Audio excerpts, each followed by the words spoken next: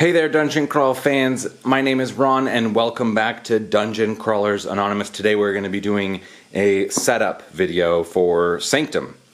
So we're going to be going through the process of setting this game up. If you haven't already checked it out, I did do a box tour of this game for a previous video. There's a link to that in the description of this video below. Definitely go check that out. It's not quite an unboxing. It's more of a just looking inside this box to see what's in there. It gives you a good overview of what's in the game. But if you've already checked that out and you're ready to see how to set this game up, then let's get started. Now, before I get to the setup proper, I do want to just point out that the rulebook does have a really nice step-by-step walkthrough of how to set the game up that I think does a pretty good job of explaining everything. So this is more of a supplementary way to, or source of information on how to set this up, as I'm not filling, a spot in the rulebook that doesn't exist, but hopefully this will help you anyway, just to be able to visualize how you're going to be setting everything up. So the very first step that we're going to be doing is actually getting our Hordes decks ready. So the first thing you want to do is go ahead and get your Horde board. Go ahead and just get that set aside, and then split out the deck of demons by the type, by the difficulty. And the way that you can tell that is the number of gems here in the upper corner. So all of these have a single gem in the corner, as well as you can see the symbol here. This is for the first level demons. So get all the first level ones, all of the second level ones. As you can see here, they have 2 horns on their demon icon and 2 gems. And then all of your third level ones with the 3 horned, well, I guess it's kind of 5. Anyway, the super ornate looking demon and then 3 gems here. You're going to want to give these a good thorough shuffle. And then you're going to place them with the demon side up on the matching section of the Horde's board. Just like this. And the spot at the bottom here is for discard. So if you're discarding things, which is potentially or typically going to be through selling items, you're going to discard them into the matching discard pile here. So go ahead and take this board, get these cards set up, and then you're going to move it over and set it to the side of your table, and the act boards are going to go right here, which you'll see in just a second. There are 3 act boards in the game. They're these very large, thick cardboard tiles. So you're going to want to go ahead and grab all 3 of those, but do note that depending on the number of players, that's how many actual acts you're going to be doing. So that basically there's an even number, or a scaling number of spaces that you're going to be encountering as you play the game, depending on the number of players. I'm going to be setting up a game for 2 players, but there's not really too much difference here between 2, 3, and 4, other than just paying attention to icons to make sure that you set it up correctly. So you'll notice with a 2-player game, we're actually going to be skipping Act 2 and Act 4, and there's some information on the bottoms of these tiles to help you know that. So you can see here I've got Act 1, Act 2, and Act 3, and everybody's going to do Act 1. If you only have 2 players, you're going to skip Act 2, and if you only have 3 players, you're going to skip Act 3. The flip sides of these boards are the additional acts, so here's Act 4, then the Sanctum or Act 5, and then finally Act 6, which is really the big demon fight. So these sides are going to be the sides that you set up first, and the game recommends that you only set up 2 at a time, which I think makes a lot of sense. These boards are quite large and will take up a lot of space on your table. So for us, since we're going to be playing with 2 players, we're going to be setting up Act 1 and Act 3, and you're going to place them just like this, right next to each other, with the Hordes board that you set up previously right here alongside the first act. Next, you're going to want to set up your achievement board. Now, the achievement board is double-sided, but there's no difference between the 2 sides. So go ahead and just set it face up, whichever side you want, and then you're going to take these achievement tiles, you're going to shuffle them all up, and then you want to put 1 on each space on the achievement board, like such. Now, if you're playing a 2-player game, like we are, before you actually put these achievement tiles on, you need to roll 3 dice, 1 for each row. And you can see there's kind of these dice symbols here. They're going to tell you where the die goes once you roll it. So we'll roll 1 for the first row, and that goes right there. We'll go roll 1 for the second row, which will go right here, and we'll roll 1 for the third row, which will go right here. In a 2-player game only, you do this, and those spaces are covered up. If you're playing a 3 or 4-player game, you can skip this step and simply just fill out the entirety of the achievement board.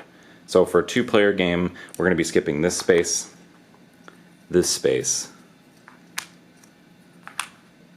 and this middle space here.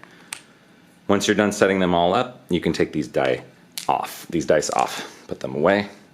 And then don't forget to put one here and one here as well. You will have some leftovers. Even if you're playing with 3 or 4, you're going to have one leftover achievement tile, so this is always going to be random. And remember, these are going to be special bonuses that you can earn for the final fight against the Demon Lord at the end of the game. Additionally, you need to set up these Divine Intervention tiles. Now this one that's kind of square shaped is very simple. You're going to put a number of dice equal to the number of players on it and then set it right here on the achievement board. Whoops, this will not come out until very near the end of the game. Additionally, you're going to want to use one of these 2 sort of teardrop shaped Divine Intervention tiles, and really which one you use depends on which acts are available in the game. If you flip them over, you can see which acts they actually take place in. So, for example, in a 2-player game, we're not going to be playing Act 2, so we won't be using this tile. We are going to be playing Act 3, so we're going to be using this tile. If we are playing with 3 players, in which case we would have, we would be skipping Act 3 instead of Act 2, then we would skip this one that says Act 3 on it. It's a little confusing, but basically between Act 2 and Act 3, one of these 2 is going to come out with dice on it, and the other one is not. It should be fairly simple to determine based on the number of players. In our case, because we are going to be visiting Act 3, and you can see here it's not for 3 players, we'll go ahead and put our dice on this one. Now if you're playing with 4 players, you are going to have you're going to be using this Act 3 tile, not the Act 2 one. So go ahead and take this, and then you're going to place this on the board matching this space, and I'll show you that in just a moment. I do wish this was better indicated on the board, but basically you're going to be matching the art up here. So for example, you can see there's some stairs here, and this kind of curved part is going to go around a space that is going to be activating this. So this Divine Intervention tile is connected with this space right here on Act 3. Once you've got your achievement tile set up, go ahead and place it at the end of the act boards, so that the act boards are actually kind of sandwiched by the achievement tile on this side, and over here on this side we've got the horde tile with the demon cards. And now you're done setting up the world, and now all you need to do is set up your player boards. Next, you're going to need to determine which characters each player is going to be playing. You only need a number of characters equal to the number of players. You can determine however you like who gets to play what. If you can't decide, go ahead and just distribute them randomly. And then we'll go ahead and go through. We're going to be playing with the Dancer and the Outlaw for our showcase game, and we'll go ahead and go through the process of setting up the Dancer. The Outlaw is going to be set up pretty much the same way. While the characters have variable skills and potentially, well, really all the difference is going to be is these skills.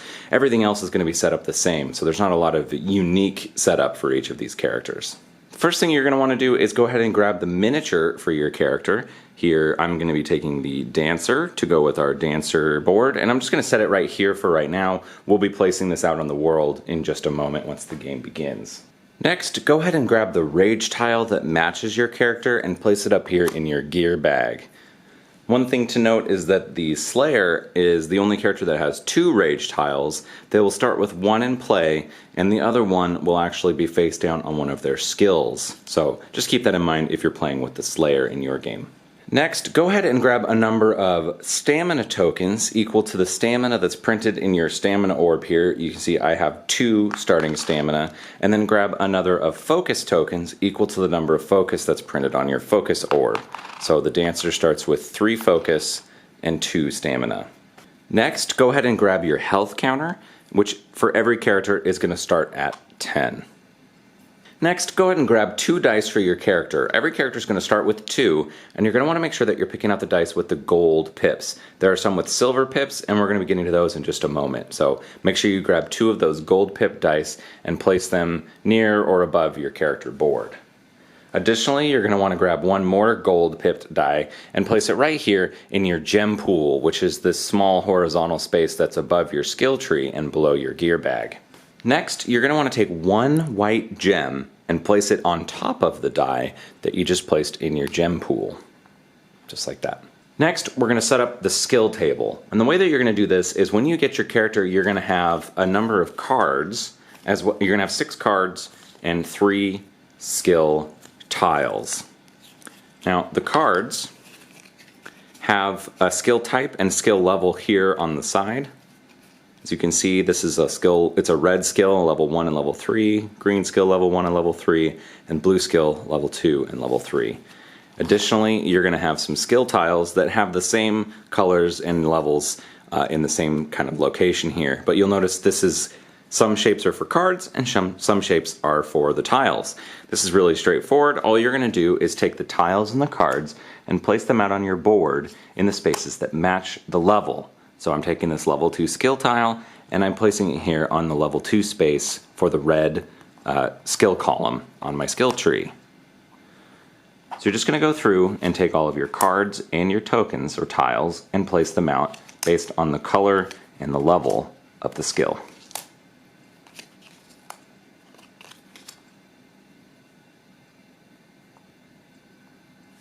Just like that. Next, what we need to do is actually take gems and place the gems on each of your skill cards and skill tiles based on the number of gems that are printed right here in this kind of darkened space on each card and tile. So for example, martial arts here has 2 red gems in this darkened area. So we're going to take 2 red crystals and we're going to place them on them just like this. So we're going to go through and do all of our skill tiles this way. Note that the red tree or red column here of your skill tree is always going to be either red or white gems. The middle column, the green column, is going to be all green gems or white gems. And then the right column, the blue skill column, is going to be, of course, all blue or white gems. There. It's really important to make sure that you double check and make sure that all of your gems are in the right spots and are matching the cards and tiles that are underneath them, as this mechanic where you're leveling up your skills, which we'll go over in the gameplay video, is very important to make sure that you're getting right, as it's kind of one of the core gameplay mechanics of the game. The last step of your skill setup is going to be doing these starting bonuses depending on the number of players. So you're always going to deal with these whether you have 2, 3, or 4 players, and all you want to do is just look at the number of players you have and then by player hand out these rewards, or kind of bonuses, not really rewards. You haven't done anything yet. But so first player here is going to be the first column, then the second player, third player, and then fourth player. And this is just to help balance out the fact that the first player actually gets to go first throughout the entire game. So in a 2-player game, the first player is going to get 1 starting bonus card, and the second player is going to get 2 of those cards and a potion.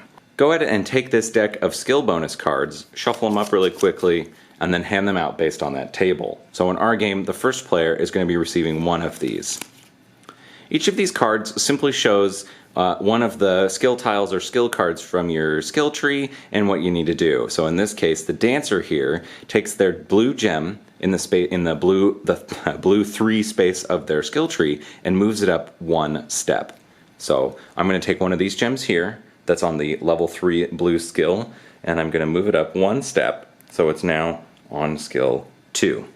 And don't worry, that's a really small preview of how this whole thing works. We'll go over all that in the gameplay video, but just to say that that's basically helped you begin to unlock this skill here, as well as that gem moving slowly upwards on your board. All good things. Our second player gets 2 of these cards, so they'll be moving the green 3 gem up 1 and the red 3 gem up 1. These are all level 2 or level 1 abilities, so just so you know, we got all the 3s in this particular case, but there are 2s in there as well. 1 for each color. Additionally, the second player is going to get a potion to start with. They can choose whether it's a stamina potion or a focus potion. And then when they do that, they need to put it in one of these potion slots at the bottom of their board. So this isn't the dancer that's getting this bonus, but the outlaw is going to go ahead and grab a red stamina potion and place it in one of the potion slots on their board. Next, you're going to want to take one of these handy cheat sheets or quick references and give that one to each player, and you want to make sure it matches their color. So the dancer here is blue, the outlaw is kind of this brownish gray. So we're going to take these and hand 1 to the dancer and hand 1 to our outlaw. Now, one thing that's nice, if you have only 2 players or 3 players, on the flip side of these is a generic quick reference. You can put one of these in the middle table if you want, although of course it's really easy to just flip back and forth between reading about your skills on this side and the general rules of the game in terms of how to complete actions or how to earn achievements on the other side. One other important thing to keep in mind is that every character is going to have a special skill that gives them a bonus die. That's these silver pip die that I told you to make sure you don't accidentally give yourself earlier in the game. So go ahead and take that silver pip die, 1 for each player in the game, and place it on that skill that unlocks that die. Once that skill is unlocked, it will unlock this die as well, and the skill will tell you how you actually access that die when you're in combat. Next, you're going to want to go through, and any of your skill tiles that have the symbols for stamina or focus on them, go ahead and grab those tokens ahead of time and place them on that skill, so that once you unlock the skill, you gain access to that skill, that focus or stamina token. Lastly, go ahead and make a pool of these focus, stamina, and gray hit tokens and make sure they're available to all the players in the game. You can split them out by color, but just making a pile of them should be good enough to be able to gain access, because as you gain access to more of these things, you're going to want to be able to easily grab them and add them to your character sheet. So put them within an area that everybody can reach. Similarly, grab potion tokens, kind of mix them up. Remember, they're just double-sided, so if on one side it's a stamina one, on the flip side it's a focus one, and then make a pile of those available to players as well. As they gain potions, they can grab from that pile and add them to their character sheet. Lastly, there are two important decks of cards that we haven't looked at yet, which are the Demon Lord cards and the Fury cards. Now, these don't come into play until the very end of the game when you have your final showdown against the Demon Lord, but go ahead and give these a shuffle, shuffling this pile and then the Fury pile separately, and then set them aside near the game board for now. They won't come out until we've reached the chapel and the Sanctum, where we're actually going to set up the fight against the Demon Lord. So shuffle these and then set them aside. Alright, and with that, we're all set and ready to play Sanctum. Not too much of a setup time, just got to get the world set up here with your Demon Horde decks, your achievements, and then each player can set up their character, and it only takes a few minutes to get this game set up before you're ready to go out there and start slaying demons. So that's going to end it for this episode. Hopefully this was helpful to you as you look at this game in terms of both what does it look like on the table, or if you've got the game but you're not exactly sure what you need to do to set it up. Hopefully this was helpful to you. The main thing with setup here, the only real gotcha, is that you got to make sure that you set the game up according to the number of players. For the achievement board, for which of these acts are going to come out, as well as which divine intervention tile, which is a way for you to get extra dice for your character. That's really all that you need to make sure that you determine. Other than that, you're just going to be shuffling some cards and then carefully setting up your skill pools.